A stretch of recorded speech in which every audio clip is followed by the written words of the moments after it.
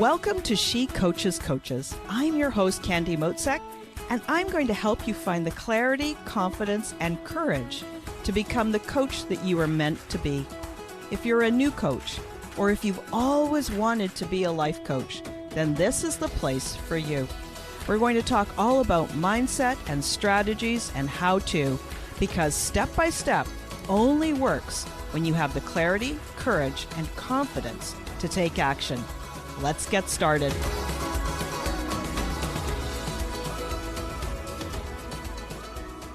Hey, so glad you're here.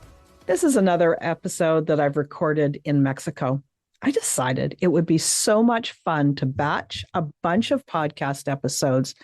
And that is just one of the reasons I signed up to attend this workcation with a group of other amazing podcasters.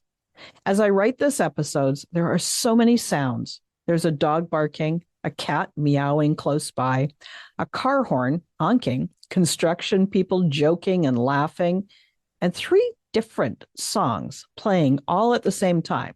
One is from a car driving by, one from a construction site, and I've got no idea where this third one is coming from, but all I know is somebody is playing the tuba, no less. Who knows? Maybe you're going to hear some of it on the recording. This is such a different atmosphere than my quiet little she shed, and that is a good thing. A new environment, a different perspective, the sounds of life.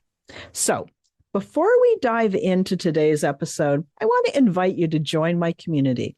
If you haven't signed up for any of my free resources or my free coaches toolkit, I have to say, well, it's high time you did.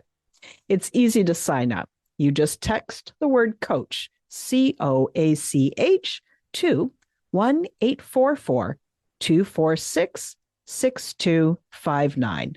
You text the word coach to 1-844-246-6259. Or you can always click the link in the episode notes to become part of my community. Now let's dive in.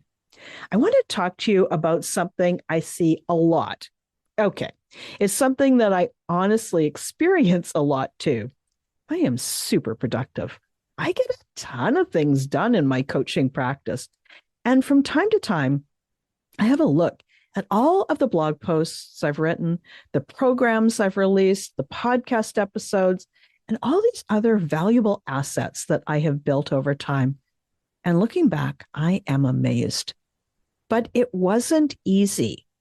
So let me share some thoughts and an approach that you can use too. It is summed up with this one quote: "You can do everything, but you can't do it all at once." How does that sound? Are you an amazing font of creative ideas? Do you have a whole host of projects started but not completed?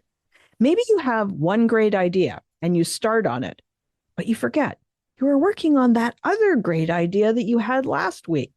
So in the end, you have amazing, incredible, inspired ideas, and you got that dopamine hit of inspiration and you started. The only problem? So few of them get done. They don't get completed. So no one, including you, gets the benefit of all those ideas. This chemical, dopamine, it's that feel-good chemical that we get. It's a neurotransmitter and a hormone, and it is one of the hormones that is responsible for pleasurable reward and motivation. So you get a dopamine hit when you get an idea and you get started. And we forget that we get it when we get started. We come up with that idea, we're all excited, and we get a major reward when we complete it. We forget that we also feel good when we complete something, especially something that's important to us. So finishing off some of those unfinished projects is going to be rewarding too. It can go too far, right? I have heard people with UFOs, that is unfinished objects for you, with dozens of unfinished objects, dozens of them. Inspiration is exciting. Don't get me wrong, I like it too. Most of my inspiration lands in my brain fully formed when I first wake up in the morning or during my morning meditation. And I agree. It's important to honor our inspiration. It's like a manual water pump, one that you would see on a farm.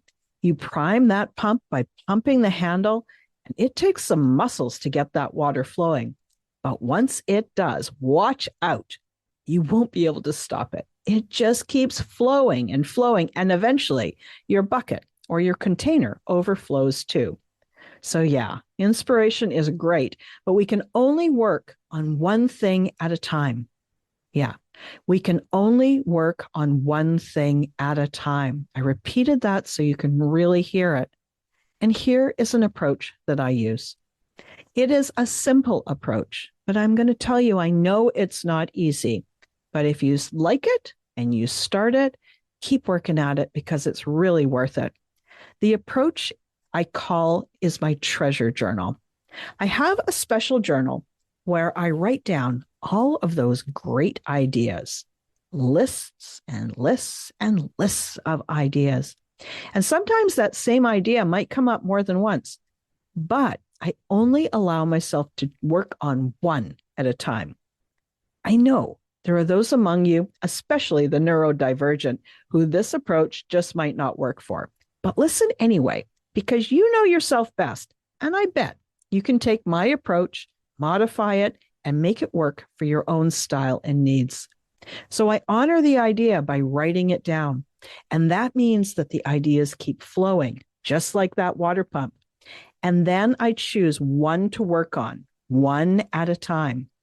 I find that when I limit myself to only one, I learn to choose wisely. I ask myself, what is that one idea or project that are going to help my clients best? What will help my business? What helps me grow? And then once I decide, that is it. I don't look back. Now I get it. This is not easy, but it is worth it. So, inspiration, the idea hits. Decision, I decide which one I'm going to work on. And then execution, that is my path. Inspiration, decision, execution. And I believe I get more done, more accomplished with this approach. And I'm going to tell you, that is super satisfying. So now I want to hear from you. What did you learn from this episode?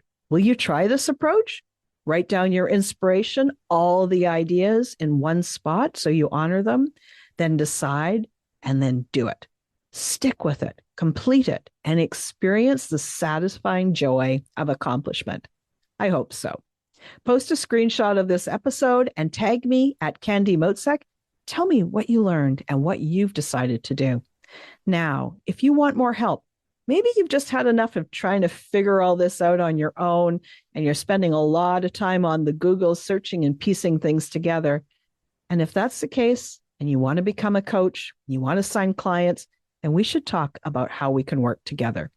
Click the link in the episode notes to find out how to apply to work with me. And I'll be back and speak with you again next week. Thanks again for listening today. Please hop on over to Apple Podcasts and leave a review. Also, I would love to hear from you. Did something that I say resonate? What else would you like to learn about? Click the link in the player and leave a comment on the post. This is going to give me great ideas for future episodes so I can help you best. Join me again next week for more coaching, support, and teaching to help you become the confident coach you are meant to be.